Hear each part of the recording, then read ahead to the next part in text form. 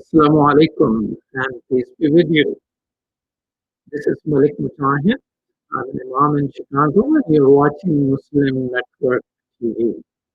We're on Galaxy 19 satellite as well as Modern Fire TV, Roku, and our own channel on YouTube and MuslimNetwork.tv. MuslimNetwork.tv is live there as well. Today we'll be talking about something which is extremely critical for our country. While we are talking about racism, standing up against racism, today and yesterday, I'm thinking of the future of the Islam. But due to the Islam, we need to talk about just the system of the criminal justice system and the police system. I need to think in a broader sense. And in the broader sense, comes the issue of other reforms, like preparing for the future. Who prepares for the future? These are the teachers. These are the school systems. And now we have 662 educators of color and educational scholars of color across the US.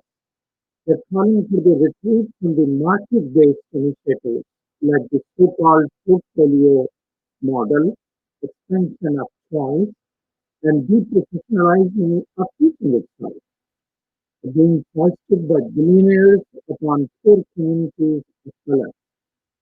These 662 educators are saying that the public is being misled.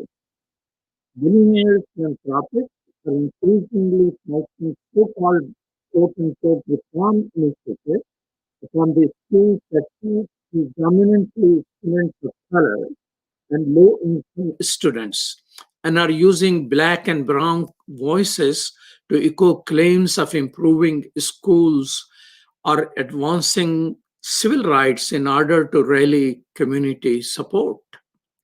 The educator who is leading this campaign is Professor Kevin Kumashiro. Welcome, Professor Kevin Kumashiro. How are you? Thank you so much for having me. It's great to be here. All right. Professor Kumashiro is an internationally recognized expert on educational policy, school reform, teachers' preparation, and educational equity and social justice. He is former Dean of School of Education at the University of San Francisco and is the award-winning author and editor of 10 books, including Against Common Sense, Teaching and Learning Towards Social Justice, and Bad Teacher, How Blaming Teachers Distort the Bigger Picture. He has recently authored an article amplifying the voices of 662 educationists entitled Corona Capitalism and the Radicalized Looting of Public Schools. Welcome to Muslim Network TV. I'm really excited to be joining you in conversation today. Thanks for having me. Well, Professor, what surprises me is that you are pretty bipartisan, equal opportunity critic when it comes to education.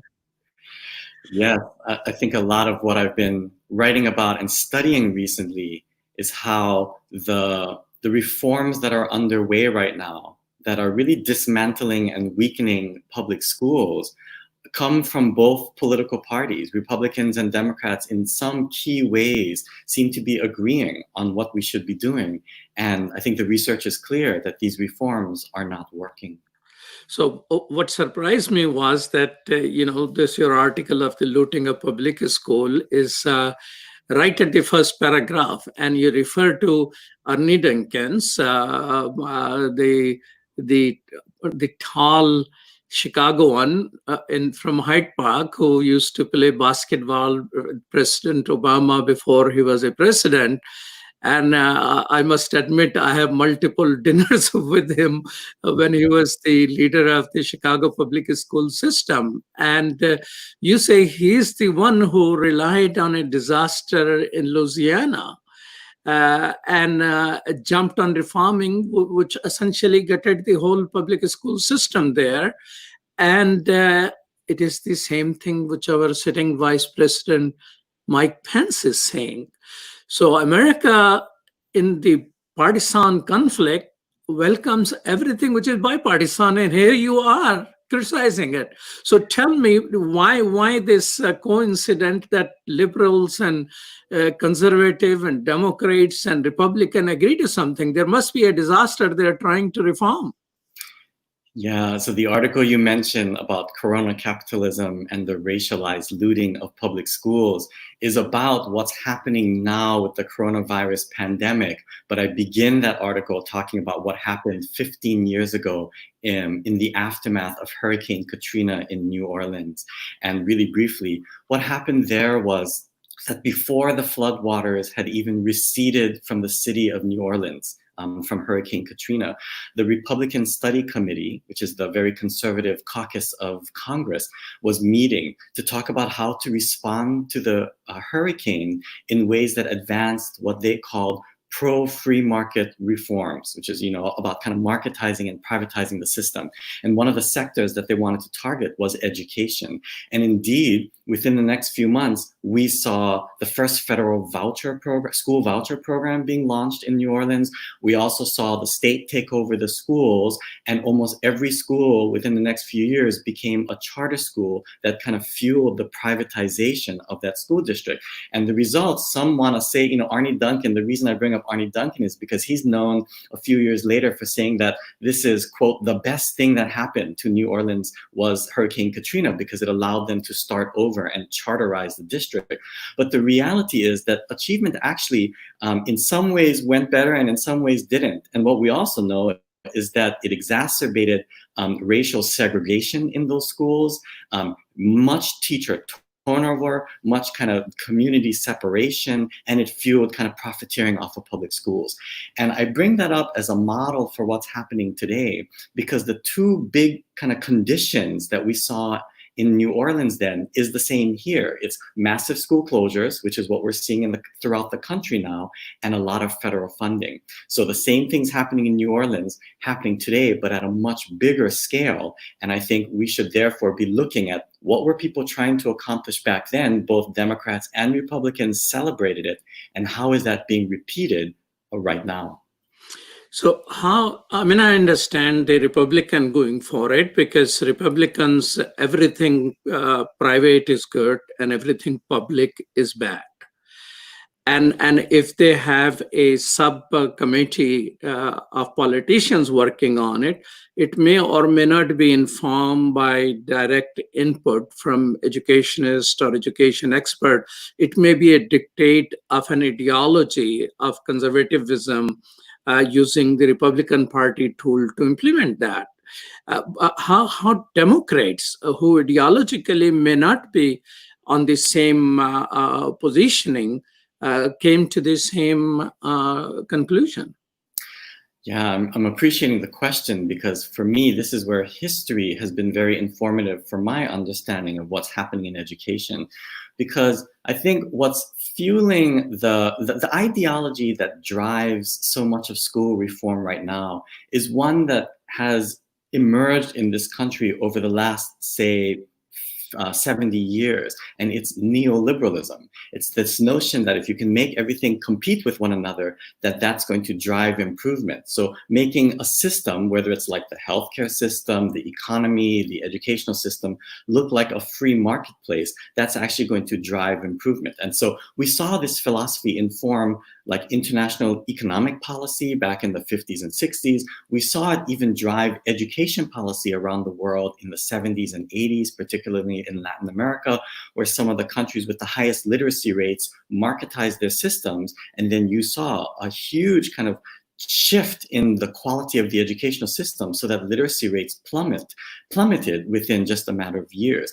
Marketizing systems don't always lead to improvement. And in education, there's lots of evidence that says that doesn't work. What you actually need to do is try to raise the quality of education for everyone. So the problem with a competition, right, is that it presumes or it requires that there be some winners and some losers. And why would we create a system where we're expecting some to lose? This is sort of the fundamental problem of Wow, neoliberalism within education. that's amazing point there. Why would create a system in which you assume that some people must lose?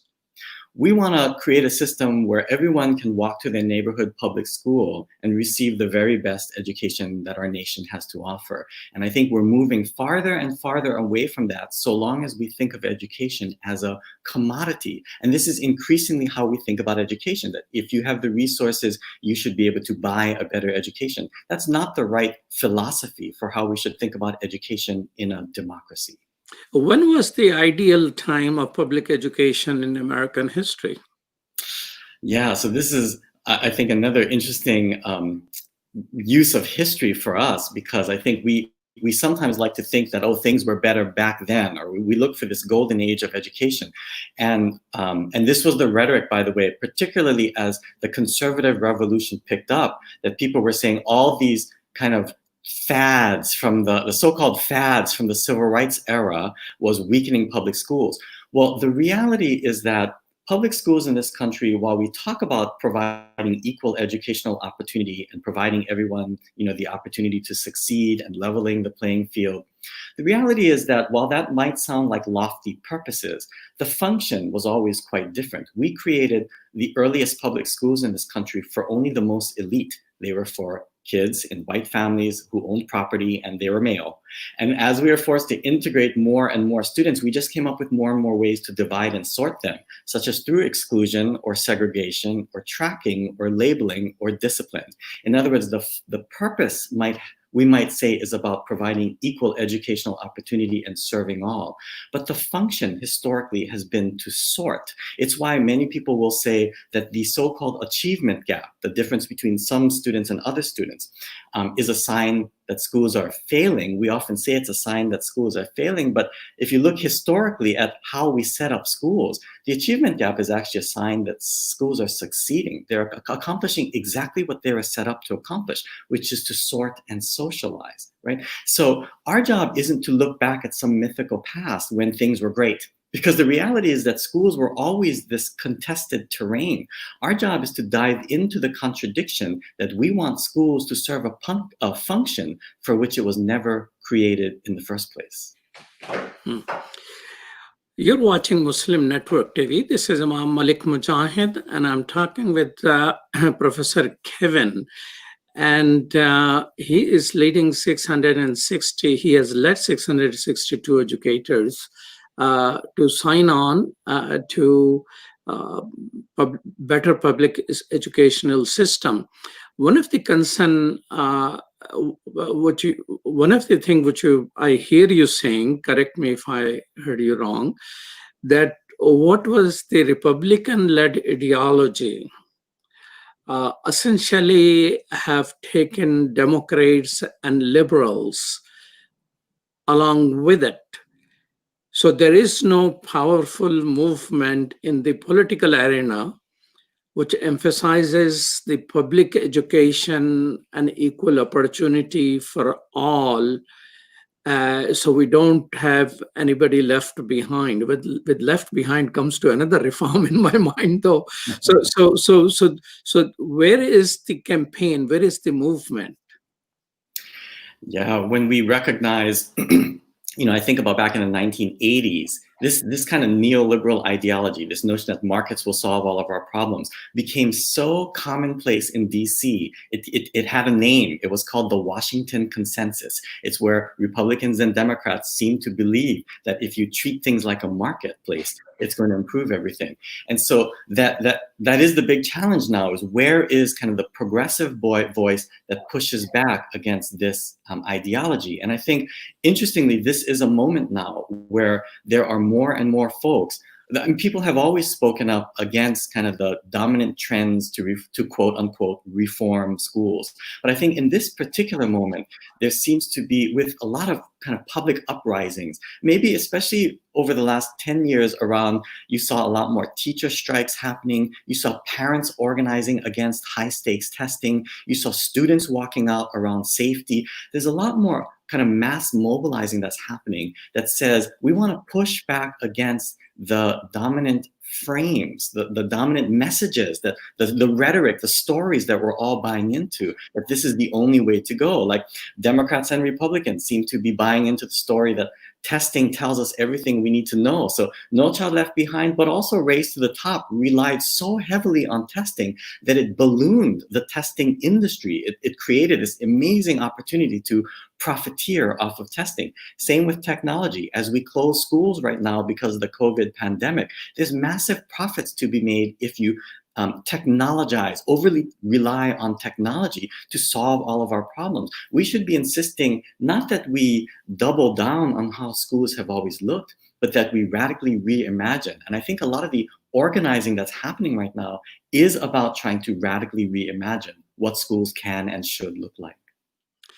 Thank you so much. So we're talking with Professor Kevin Kumashiro, and this is Imam Malik Mujahid. You're watching Muslim Network TV on Galaxy 19 satellite, as well as muslimnetwork.tv. We'll be right back after these messages.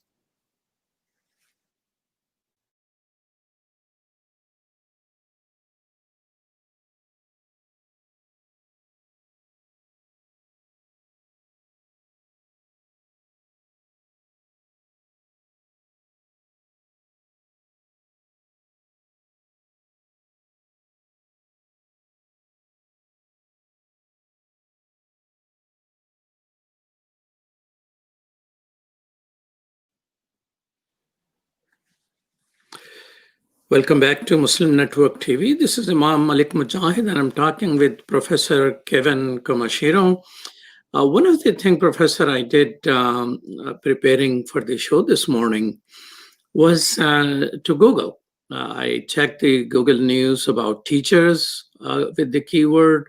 Then I checked it with public schooling. I also checked public school reform. And to my surprise, with each one of those searches, I got just one article among the tons of articles which showed up. News item, that is. One was about,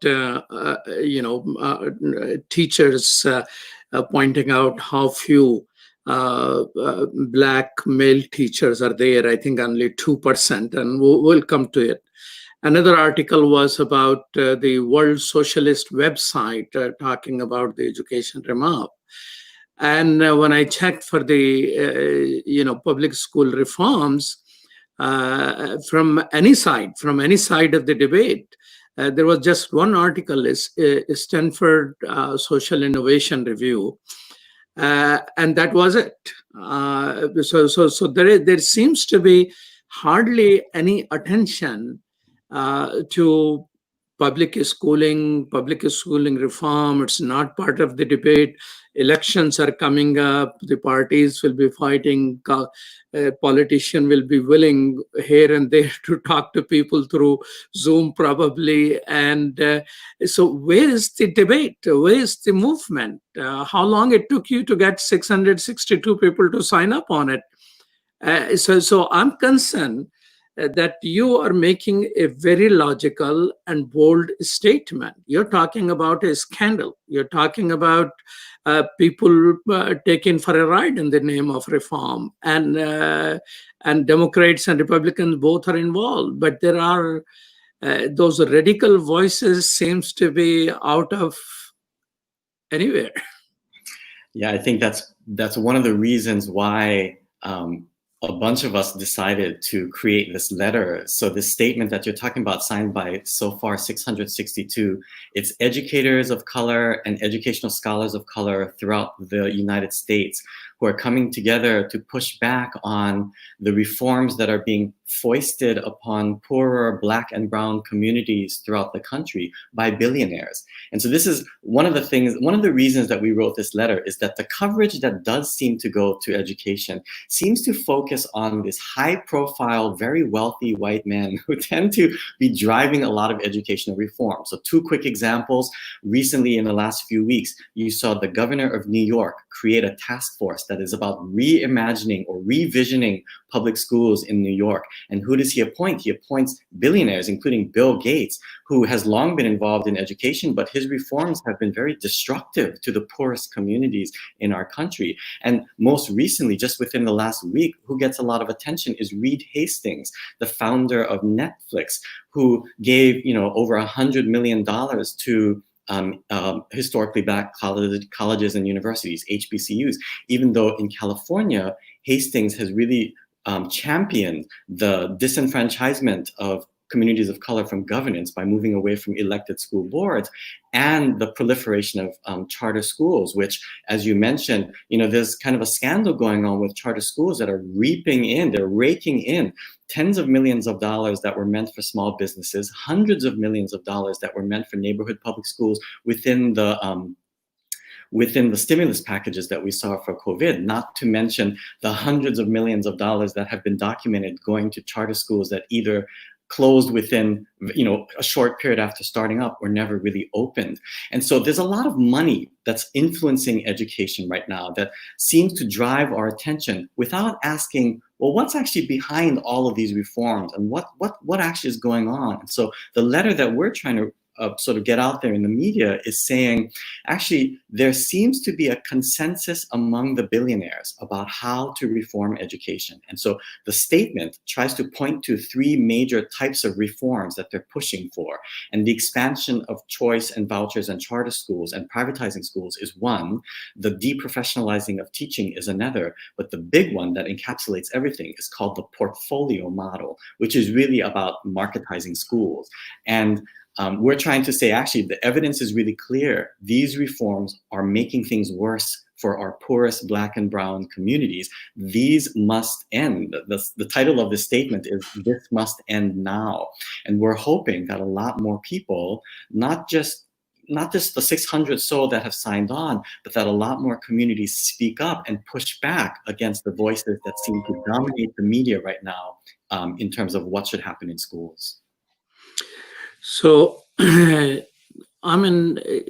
you mentioned that a lot of money went into, and those charter schools never opened up. So scandals could be associated with the, with the public school system. There's a lot of corruption which happens in all institutions as well as charter system.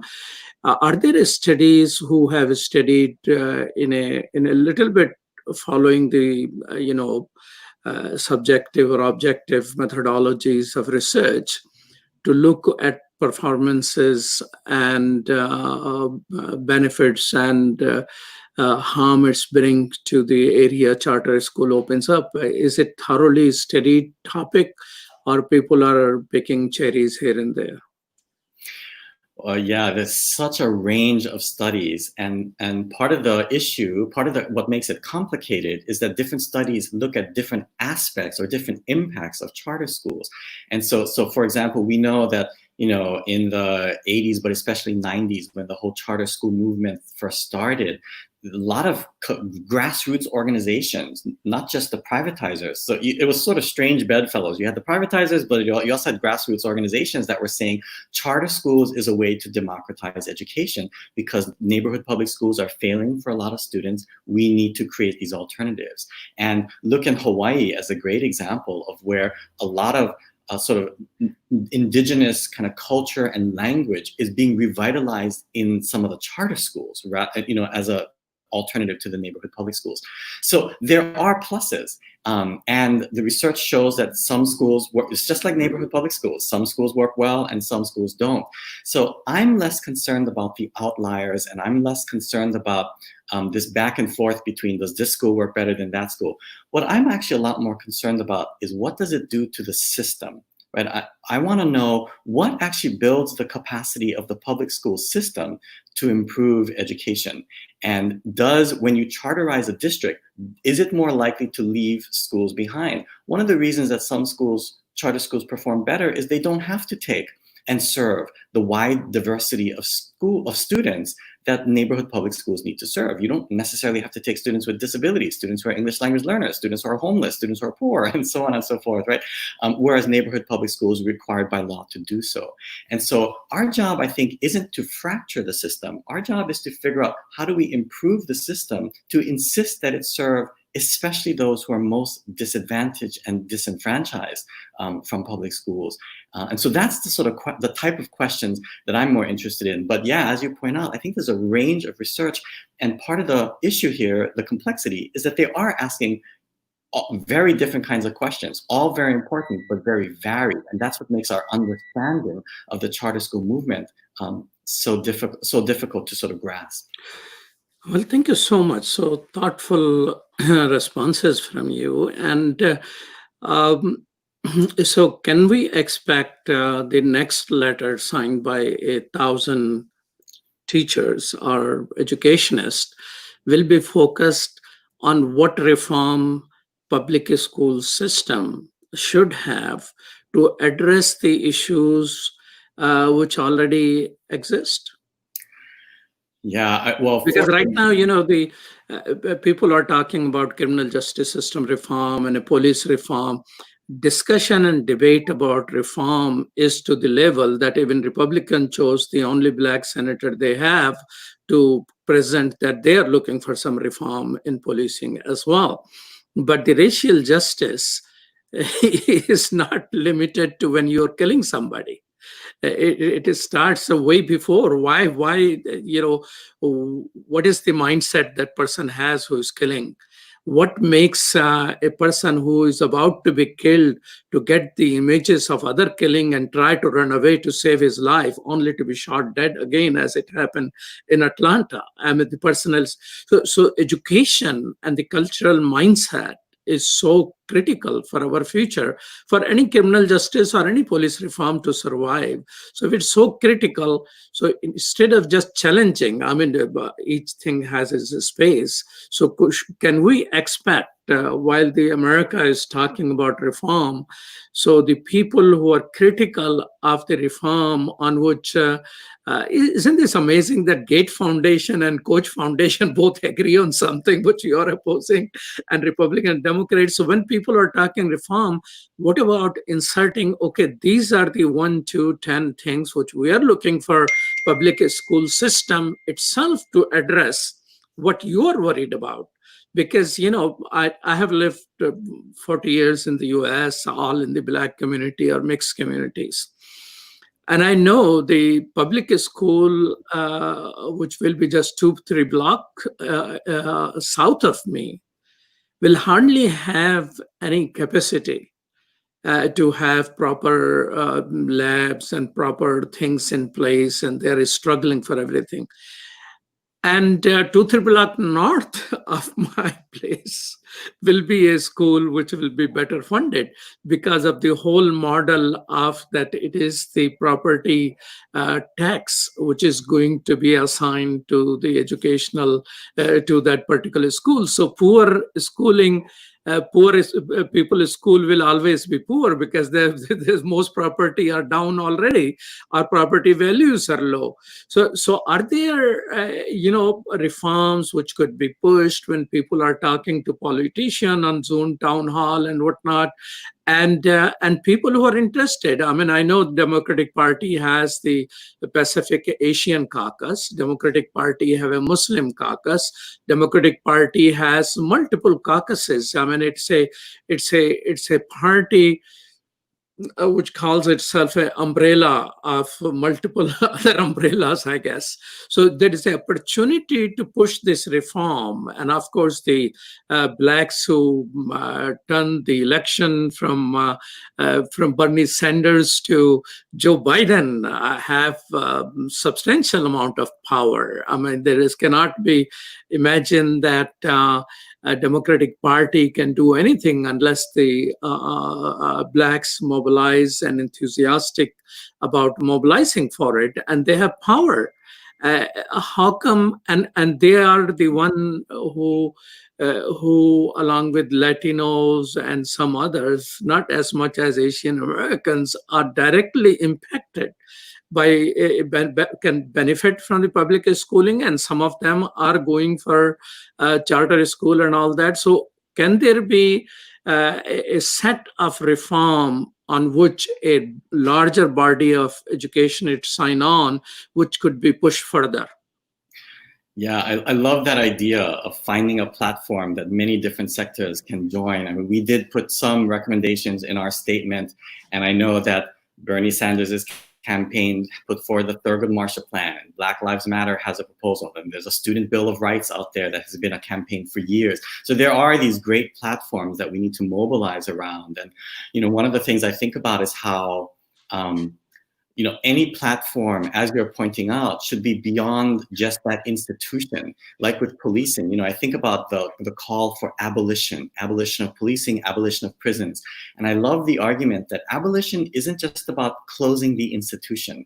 We're not just about closing prisons or closing policing, because if the mindset is still that punishment and policing is the solution, then you're simply going to come up with a different instrument to accomplish that. So the wonderful scholar Ruth Wilson argues that abolition is actually about changing the social conditions that make prisons and policing into the solution. Right? It's about changing all sorts of things. So when we think about education as well, it's not just about tinkering with one policy or another. It's about actually looking at all the different institutions that intersect with schooling, like funding, and like neighborhood segregation, and like disenfranchisement from governance, and like sort of the profiteering through high stakes testing. And it's all these things that intersect, right? It's not just the school itself. And the final thing I would say on this topic is that I think, as you're pointing out, our big challenge isn't to simply come up with a policy that's going to change how all the problems that we face. Our challenge is actually to raise the public consciousness about the larger issues at stake, right? Education in a democracy shouldn't be about conforming the ways that we think, getting everyone to buy into the sort of the dominant stories. Education for a democracy is about getting people to question the dominant stories and sort of ask themselves and inquire how things can be better. It's about imagining and creating a different world. And I think that's the kind of education we want to see, but it's also the education that we need before we can even see those possibilities. Thank you so much. We're talking with Professor Kevin Kumashiro. This is Imam Malik Mujahid, and you're watching Muslim Network TV. This is the only television Muslim Americans have. We are on Galaxy 19 satellite.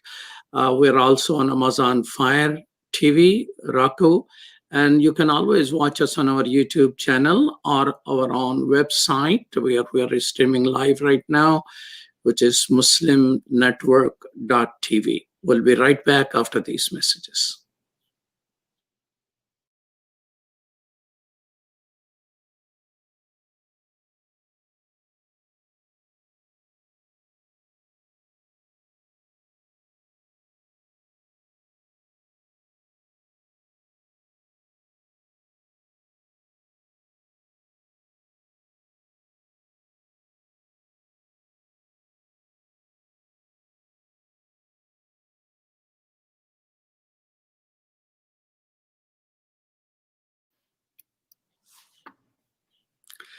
Welcome back to Muslim Network TV. This is Imam Malik Mujahid, and I'm talking with Dr. Kevin Kumashiro.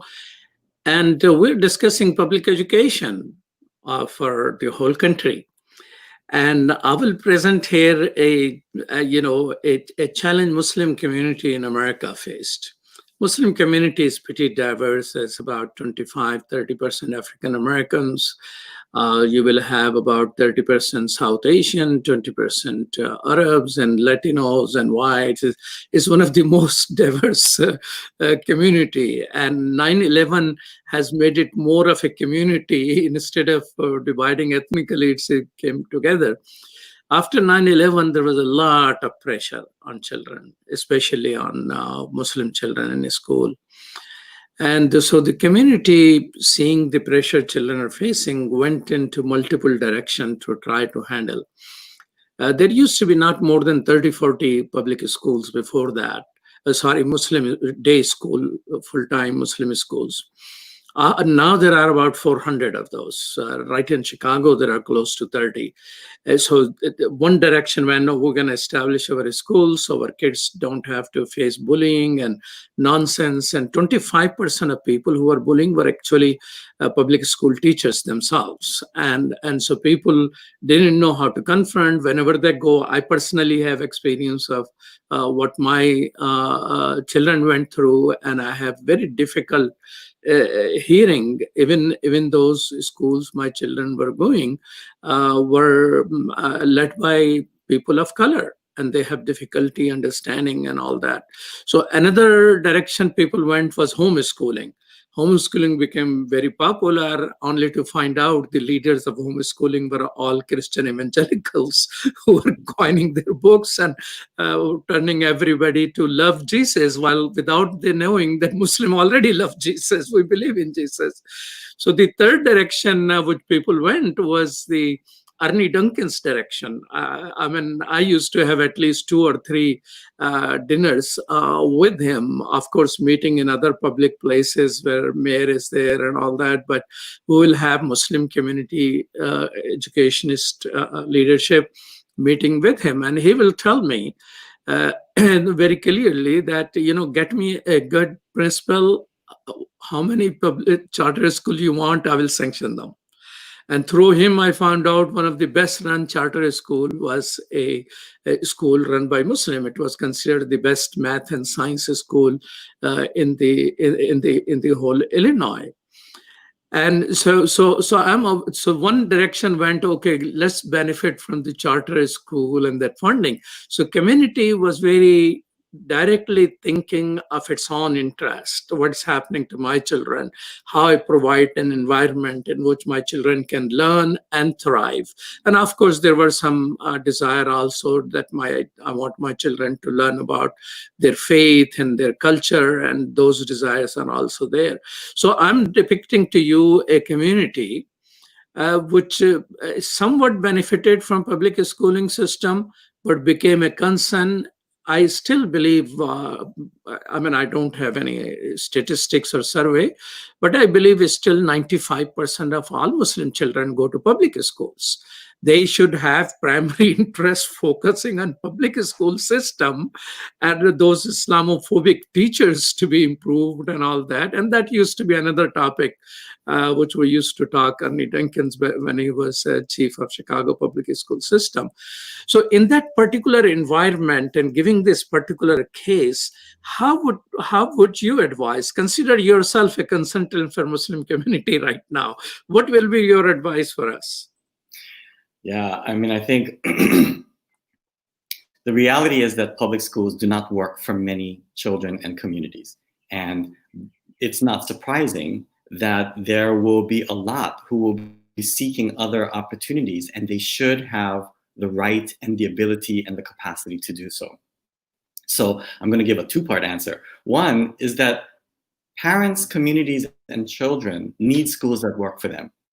And we all need the ability to be able to find and create schools that work, right? And so these kinds of options are incredibly important.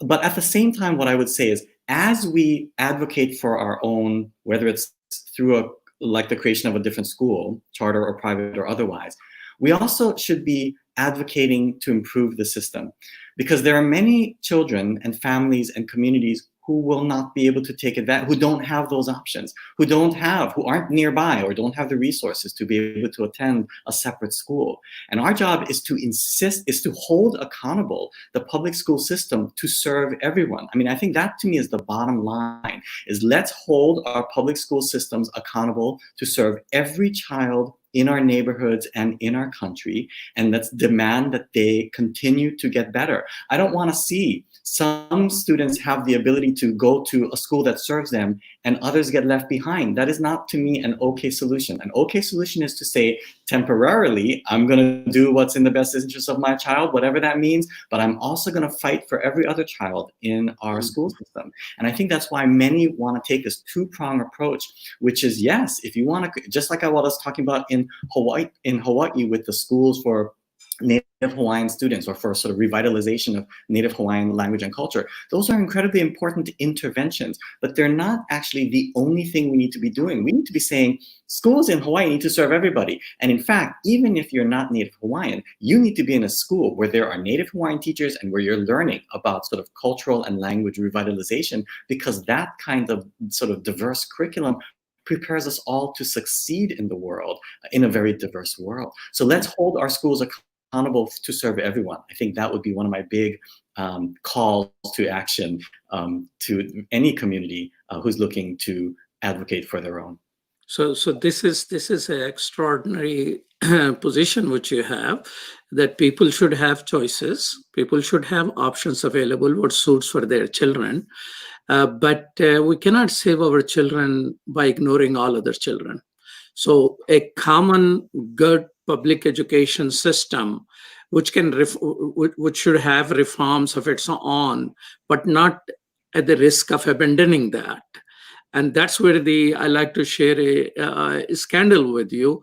The best possible Illinois school, a friend of mine, a Latino, who deals with organizing people, workers who are works for a labor union in Chicago, for which I raise funds and everything. He approached me that charter school is not allowing, number one, teachers to be properly paid or organized for that. Number two, they're forcing those teachers to contribute, I think if I remember correctly, 10% of income back to the not-for-profit which was running the charter school. And I have, so I knew both sides of it. One side, Ernie Duncan was appreciating how good it is. On the other side, I'm learning how horrible it was for the teacher's experience, to add to the point which you have. Now tell me, you as an Asian American are leading this particular effort, preaching against the oppressive education and preaching for the good public schooling for all available without denying options to other people who want to go for it, but not taking away the public money for private personal good. I remember a little oppressive education of mine, and how in the elementary school in Asia, little kids in elementary school will be physically beaten up. I remember one kid whose name actually will translate as Lion of the Skies. He peed in his pants while I was watching, because of that oppressive style of education. So when you became a leader of the crusade against oppressive education, is there some oppressive education from the Asian background I detect here? Yeah, I mean, such a great point, right? That even some of the school systems around the world that we hold up as models for, because of their high achievement, are very problematic in other ways, right? There's pros and cons to so many different school systems. So our job isn't to find that magic bullet. Our job is to actually do the research, the hard work of asking, what does it mean to build a school system that serves a democracy? And, I think, speaking of Asians in the US in this moment, I do think that the coronavirus pandemic provides this amazing opportunity for us to really think about the role of kind of anti-Asian racism in this moment, right? It's anti-Asian racism proliferated around the country. It just massively spread and was increased when the coronavirus happened, because all this sort of anti-Chinese sort of rhetoric was happening. And, there's two quick things that I would say about this. One is that we have in this country a long history of equating Asianness with disease, right? For 200 years, we can look back in history and find moments in history where we blamed particularly Chinese, but not always Chinese, sometimes other groups as well, for bringing and spreading all kinds of diseases in this country, like bubonic plague and cholera and syphilis and trachoma and stuff like that. And now COVID. And this relates to the second point, which is that in each of these moments in time, there was a political reason why this kind of racializing of disease emerged. In other words, there was a larger reason why we wanted to demonize China. Maybe it was because we wanted to end immigration, or maybe because we wanted to fuel segregation, which both of those were actually sort of things happening in history at the times of the emergence of this kind of labor restrictions, preventing unionizing, all of this kind of stuff. So what's happening right now in this moment is that we have a presidential election coming up. And we actually heard both of the major candidates, Trump and Biden, actually use anti-China rhetoric in their talking about this moment. And I think one of the things we want to ask is, well, why is anti-China rhetoric so important? Well, it has a lot to do with red baiting and anti-communism that has actually also helped us to understand why the progressive movement in this country has retreated so many times over the last sort of 70 years or so, right? So I think if look at even how the Democrats treated Bernie Sanders. I mean, one of the attacks was around kind of communist baiting and sort of using that rhetoric to make people afraid of this candidate. I think that's always what we should be asking is, when stereotypes and negative portrayals emerge about any group, but in this case about Asians, what is the political reason why that might be happening? I mean, I think that helps us to understand the context that we find ourselves in and what it is that we need to mobilize against. Professor Kumashiro, one of the thing comes to my mind as a positive. I see these young people marching. I mean, I went to a march. Of course, being an older person, I remain in my car because it was a car caravan in the first march which took place. And I see these young people. I mean, there were hardly anybody of my age group. There were these young people. And they were all color schemes of God Almighty, black and brown and yellow and white and all the shades in between. So did public schooling create these new kids that in some areas there are, blacks who are not willing to sit down and behave, whites who are not willing to sit down and behave?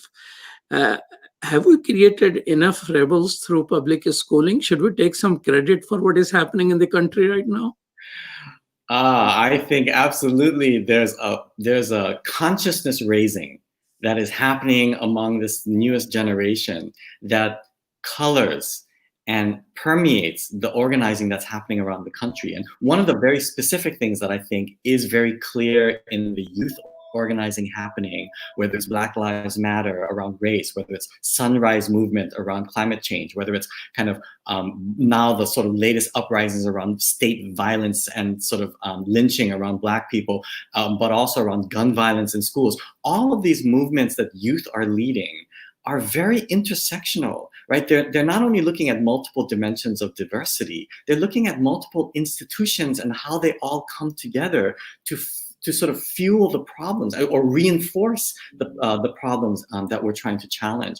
And I think that's an exciting moment that, part of it might be through the school system. Part of it, though, I think is through the community organizations and the legacies that we have of organizing that we can attribute to generations that have been trying to do this work. There's so many different shoulders that we're standing on to do this work and to bring us to this moment when we can question the rhetoric that even even sort of the past organizing has led us to think are the only ways forward. They're radically reimagining and pushing forward new visions, and I find that very exciting and promising.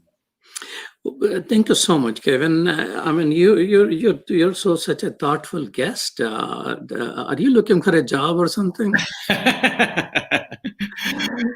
Tell me, one of the leaving the bigger discussion about reform. I mean, right now we're all stuck at home. Children are stuck at home. A couple of months of schooling was when school were closed. and parents didn't have enough computers. I mean, most parents, most homes are not equipped for one computer per person. Some rich people were able to probably buy, but a majority of the people, I don't think, were capable, and they were struggling with that. And teachers didn't know how to teach online, so what suggestions do you have? Because it looks like the fall classes are going to be subjected to the same issues which we faced just in the last couple of months. So what people should do now in summer to ensure that the largest number of public school students get proper education? I mean, we're looking at a loss of a nation. Yeah, I mean, I would say three quick things. One is that this is a moment when there's potentially over $100 billion being diverted from the federal government through stimulus aid that could massively go to the profits of tech companies. So we should be wary of relying on technology to solve all of our problems and to fuel profiteering. And my second point is that, as you're already pointing out, there's so much existing inequities that actually get exacerbated, like the difference in resources between schools or even between homes or the capacity of teachers and students. I think the first thing we should be doing is not trying to insist that we stay the course and stay on pace and just replicate everything that schools normally do, but online. That's not the solution. The solution is actually to forefront where are the inequities and tackle the inequities first, so that the people who are already being left behind don't get left behind even more. And then really briefly, my last point on this is, I think schools, where we went wrong in the last few months is we doubled down on delivering content and practicing that content, right? We did the most simplistic, narrow ways of thinking about education when we know that students were being traumatized. We also know that it's the soft skills like social interaction, social skills, work habits, conscientiousness, consciousness, all of those things get lost when we narrowly use technology to force students to simply absorb content and practice. We actually need to be developing their fuller selves in order to thrive in this moment. And I think that sort of dehumanizing of children is one of the worst, I think, atrocities that has happened in this moment. And if all we do is focus narrowly on sort of content, we lose our ability to nurture children in a moment when they most need to be nurtured. And so those are some of the kind of reframings that I would urge us to think about in this moment of as we look to the fall.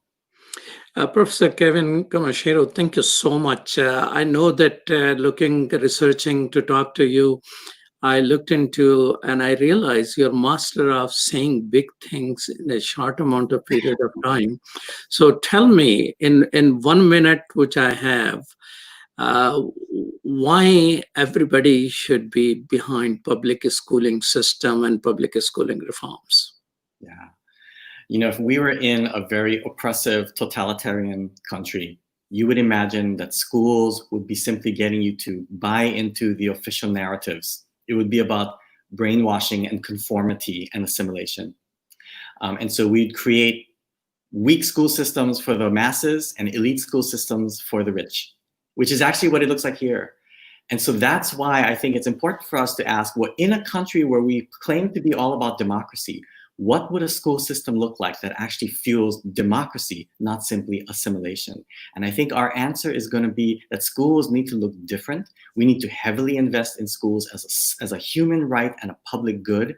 And it needs to be about preparing kids to imagine a very different world and build their capacity to create that world in their lifetime. And so that's why I think schools are so important for our future, especially in democracy. And that's why we all need to get behind social movements to reclaim education in schools and build that vision today.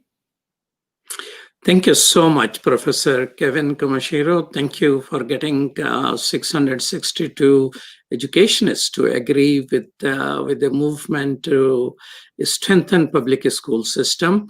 This is Imam Malik Mujahid, and you have been watching Muslim Network TV on Galaxy 19 satellite, Amazon Fire TV, Roku, and our own website, muslimnetwork.tv. Thank you, Zahra Nadeem, for producing our show today, and thank you, our intern producer, Sumaya Haider, for your contributions. Thank you. Peace. Salam.